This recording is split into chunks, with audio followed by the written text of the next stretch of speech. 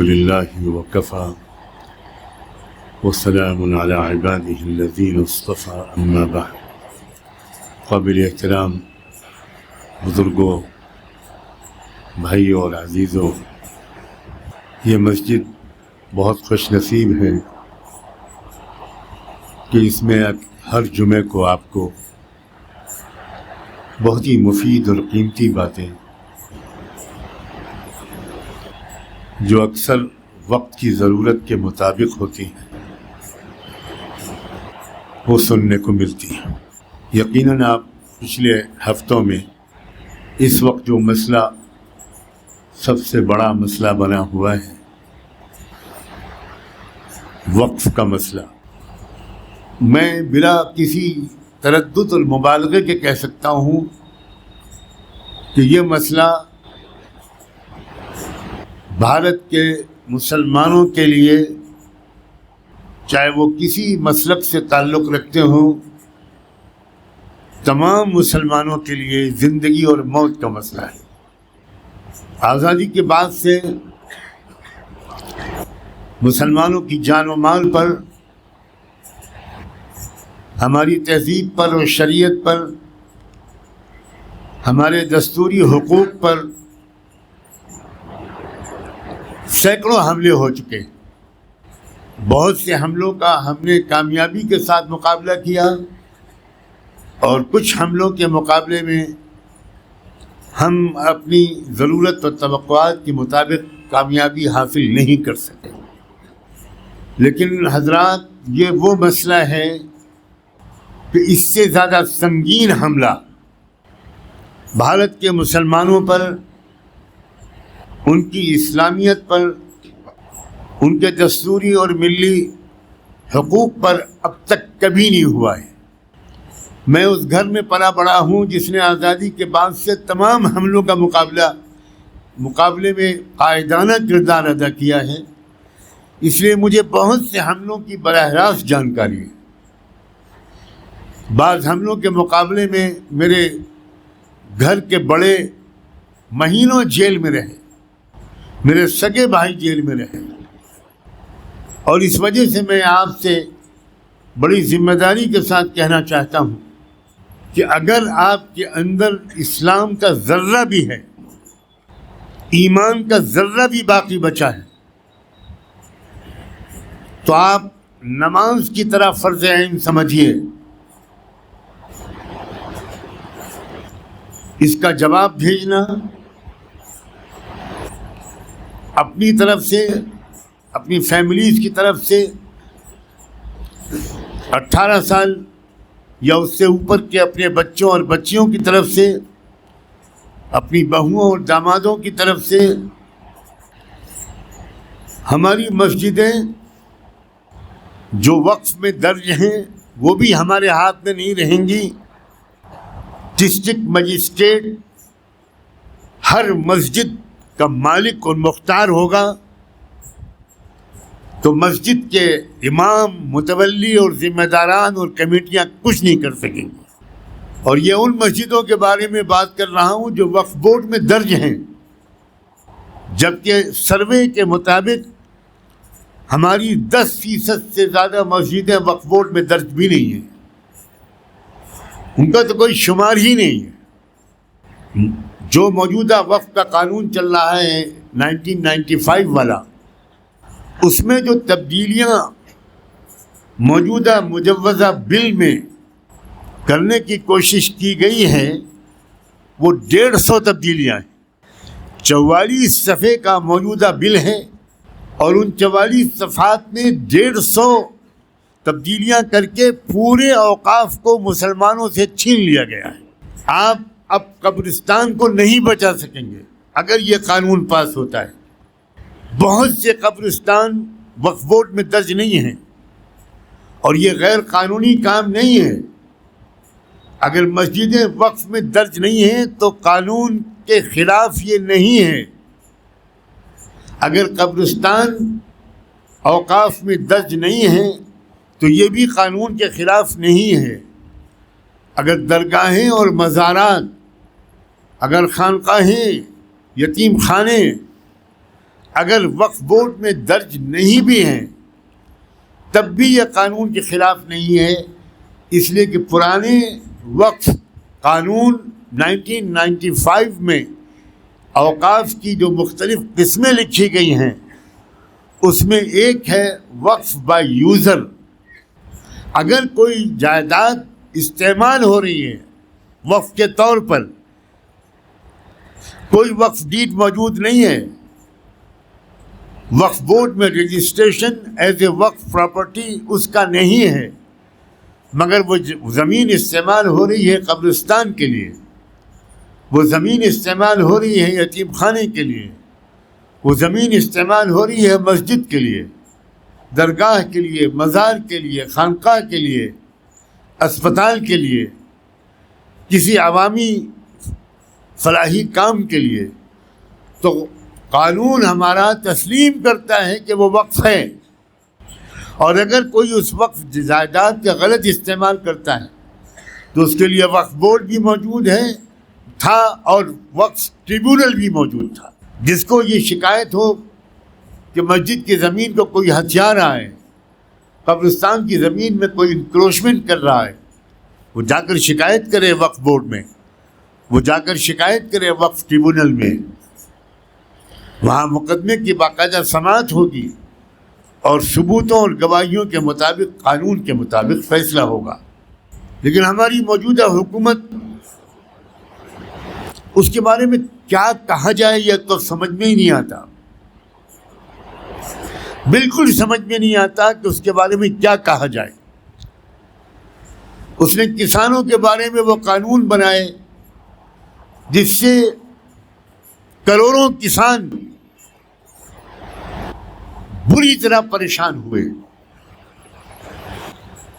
پوری دنیا میں کسی ملک میں کسان اتنی خودکشی نہیں کرتے جتنی ہمارے ملک میں کرتے۔ ہمارے ملک کی زمین سونا اگلتی ہے اور اس ملک کے کسانوں نے شدید محنت کر کے اس ملک کو اس سے بے نیاز کر دیا کہ کوئی اناج باہر سے امپورٹ کیا جائے۔ اتنی پیداوار ہو گئی کہ اب انڈیا اناج اور غلے کو ایکسپورٹ کرنے والے ممالک میں شامل ہو گیا۔ پہلے ہمارے بچپن میں ایسا نہیں تھا، یہ کسانوں کی محنت ہے۔ لیکن ہماری موجودہ بدنیت سرکار نے ان کسانوں پر ظلم کیا۔ اس حکومت نے مزدوروں کے بارے میں پچھلے پارلیمنٹ کے 2 سیشنوں میں وہ قانون پاس کیے ہیں کہ پورے ملک کے مزدور کرا رہے ہیں، ان کی منیمم ویجز میں کوئی اضافہ نہیں ہوا، ان کی کم سے کم مزدوری میں کوئی اضافہ نہیں ہوا، لیکن مزدوری کا جو وقت ہے وہ 8 گھنٹے سے بڑھا کر 12 گھنٹے کر دیا گیا۔ اسلام نے وقف کی شکل میں اتنا شاندار تحفہ سوشل ویلفیئر کے باب میں اضافہ کیا ہے، ایک عجیب و غریب اضافہ ہے۔ پوری دنیا کی تمام قومیں اس سے فائدہ اٹھا سکتی تھیں اور اٹھاتی رہی صدیوں۔ اسلام کا ایک بنیادی روح جو ہے، دیکھیے 2 چیزیں ہیں بس جن سے مل کر اسلام بنا ہے، اپنے رب کی بندگی اور پوری مخلوق کی خدمت۔ یہ خلاصہ اسلام کا، صرف مسلمانوں کی خدمت نہیں، صرف انسانوں کی خدمت نہیں۔ میں بعض ملکوں کے سفر پر گیا اور میں جب بھی کہیں جاتا ہوں سیر و تفریح کے لیے میرے پاس 1 گھنٹہ بھی نہیں ہوتا، میں وہاں کی لائبریریز میں وقت گزارتا ہوں۔ ایسی کتابیں اور ایسا علم مل جاتا ہے جو مجھے اس سے پہلے نہیں ملا تھا۔ میں پہلی مرتبہ جب ملک شام سیریا گیا تو وہاں بہت پرانی تاریخی لائبریریز ہیں، وہاں میں دن رات بیٹھتا تھا۔ حد یہ ہے کہ لائبریرین اتنا مہربان ہو گیا مجھ پر، اس کو میں بالکل نوجوان بچہ تھا، لڑکا تھا 18 19 20 سال کا، تو لائبریرین اتنا مہربان ہو گیا جب اس نے میرے ذوق مطالعے کو دیکھا کہ میں صبح 7 بجے لائبریری کے تالا کھلنے سے پہلے گیٹ پر موجود ہوتا تھا تو اس نے اپنے ڈائریکٹر سے اجازت لی کہ یہ لڑکا انڈیا کا ہے اور اتنا شوقین ہے اور یہ صرف 10 دن کے لیے آیا ہے، تو لائبریری کھولنے کے اوقات میں اس نے میری خاطر اضافہ کر دیا۔ 5 بجے شام لائبریری کو بند ہو جانا چاہیے تھا اور میں عشاء کی نماز تک لائبریری میں بیٹھتا تھا، اور وہ لائبریرین میرے انتظار میں لائبریری کو کھلا رکھتا تھا۔ وہاں مجھے وہ کتابیں پڑھنے کا موقع ملا جس سے پتہ چلا کہ مسلمان مردوں نے، مسلمان عورتوں نے، مسلمان بادشاہوں حکمرانوں نے، مسلمان تاجروں نے، مسلمان کسانوں نے کیا کیا وقف کیا ہے انسانیت کی خدمت کے لیے۔ وقت نہیں ہے، وہ تفصیلات سناتا تو اب دنگ رہ جاتے ہیں۔ مسلمان کیا ہوا کرتے تھے اور اسلام پھیلا کیوں تھا؟ اسلام کرتا پاجامہ ٹوپی سے کبھی نہیں پھیل سکتا، اسلام تقریروں سے کبھی نہیں پھیل سکتا، اسلام کتابوں سے کبھی نہیں پھیلا تھا۔ لوگ قومیں دیکھ کر حیران تھی کہ یہ لوگ عجیب ہیں، انہوں نے آ کر اس ملک پر حکومت سنبھالی۔ تو کسی کو باغ ملا تو اس نے کہا کہ میں باغ وقف کرتا ہوں۔ کس کے لیے؟ بیواؤں کے لیے۔ بیوہ مسلمان ہو، کرسچن ہو، یہودی ہو، کسی مذہب کی ہو، بیوہ عورتوں کی آمدنی کا ذریعہ بنے گا میرا یہ باغ قیامت تک۔ اس کو وقف کہتے ہیں۔ میں اپنا یہ کھیت، اپنی یہ جائیداد، اپنی یہ پراپرٹی، وہاں کے سابق حکمرانوں کے چھوڑے ہوئے محلات جو تقسیم کیے جاتے تھے فوجیوں میں، وہ وقف کرتے تھے۔ آپ حیرت کریں گے کہ سلطان صلاح الدین ایوبی جس وقت صلیبی فوجوں سے جنگ کر رہے تھے، اس وقت ان کو خبر ملی کہ دشمن اس کی طرف دودھ کی سپلائی بند ہو گئی ہے اور دودھ کی وجہ سے، کمی کی وجہ سے بچے پریشان ہیں۔ تو ہزاروں سلام ہو سلطان صلاح الدین ایوبی پر کہ اس شخص نے 2 بہت بڑے بڑے پرنالے بنوائے۔ میں نے اپنی آنکھوں سے دیکھے ہیں وہ پرنالے، اور اس میں صبح سے لے کر رات تک شکر گھولا ہوا دودھ، میٹھا میٹھا گھولا ہوا دودھ دونوں پرنالوں سے بہایا جاتا تھا، اور ایک ٹائم مقرر کر دیا گیا تھا کہ اس وقت سے اس وقت تک کوئی مسلمان فوجی وہاں دودھ لینے نہیں جائے گا۔ دشمن کی فوجیں، دشمن کی فوجیوں کی عورتیں، مرد وہ آئیں اور بھر بھر کے دودھ لے جائیں اپنے لیے اور اپنے بچوں کے لیے۔ یہ تھے مسلمان، یہ تھا اسلام، اور یہ ہے وقف۔ ایک زمانہ وہ گزرا کہ حکومت کو یہ اعلان کرنا پڑا کہ کوئی مسلمان اپنی جائیداد کو وقف کرنے سے پہلے مرکزی حکومت سے پوچھے، دفتر سے پوچھے کہ کس مقصد کے لیے اپنی جائیداد کو ہم وقف کریں، اس لیے کہ ہر مقصد کے لیے جائیدادیں وقف ہو چکی ہیں، تو ریپیٹیشن نہیں ہونا چاہیے۔ چنانچہ ایک عورت نے اپنے باغات کو وقف کرنے کے لیے دفتر سے رابطہ قائم کیا کہ میں اپنے باغات وقف کرنا چاہتی ہوں اللہ کو راضی کرنے اور مغفرت کی نیت سے، تو میں کیا کروں، کس مقصد کے لیے وقف کروں؟ تو حیرت زدہ رہ جائیں گے آپ۔ سرکاری دفتر سے جواب دیا گیا کہ انسانوں کی ضروریات کے لیے، تمام ضروریات کے لیے اوقاف ہو چکے ہیں۔ نابیناؤں کے علاج کے لیے الگ وقف ہے، ہاتھ پیر سے معذور لوگوں کے لیے الگ وقف ہے، سینے کے مریضوں کے لیے الگ وقف ہے، وغیرہ وغیرہ۔ یتیموں کے لیے الگ اوقاف ہیں، کروڑوں اور اربوں ڈالر کے۔ لہذا دفتر سے جواب ملا کہ ہمارے ملک شام اور اردن اور لبنان یہ سب ایک ملک تھا، اس میں سائبیریا کے علاقے سے جہاں -40 اور 50 کی ڈگری کا ٹیمپریچر ہو جاتا ہے سردی کے موسم میں، وہاں سے کبوتر آتے ہیں اس سردی سے بچنے کے لیے ہمارے علاقوں میں، 4 مہینے وہ کبوتر ہمارے علاقے میں رہتے ہیں، تو ان کبوتروں کے لیے اس عورت کو مشورہ دیا گیا سرکاری دفتر سے کہ آپ ان کبوتروں کے لیے وقف کر دو، ان کے دانے پانی کے لیے، ان کے گھونسلوں کے لیے، ان کے انڈوں کی حفاظت کے لیے اور ان کی بیمار کبوتروں کے علاج کے لیے، اور بہت لمبی فہرست ہے۔ ہماری موجودہ حکومت کے پاس کوئی بھی ایشو ملک کی ترقی کا، ملک کے مزدوروں، غریبوں، کسانوں، ملک کے نوجوان طلبہ اور طالبات کو سستی تعلیم فراہم کرنے کا، تعلیم مہنگی سے مہنگی ہوتی جا رہی ہے، سرکاری اسکولوں میں تعلیم نام کی کوئی چیز نہیں ہے۔ اب تو سرکاری تو کیا پرائیویٹ اسکولوں میں بچے کو جھوٹا الزام لگا کر کہ تم بریانی لے کر آئے ہو، اس کو دن بھر کلاس روم میں بند کیا جاتا ہے۔ اس کی ماں جب پرنسپل کے ساتھ بات کرتی ہے تو اس ماں کے ساتھ ناقابل بیان بدتمیزیاں کی جاتی ہیں۔ کیا ہو رہا ہے؟ اسپتالوں کا کیا حال ہے، سرکاری اسکولوں کا کیا حال ہے، سب جانتے ہیں۔ امن و امان کا کیا حال ہے، لا اینڈ آرڈر کا کیا حال ہے۔ کروڑوں مقدمات عدالتوں میں پینڈنگ رہتے ہیں، 20 سال۔ دادا مقدمہ دائر کرتا ہے، پوتے کے زمانے میں بھی اس کا فیصلہ نہیں ہوتا۔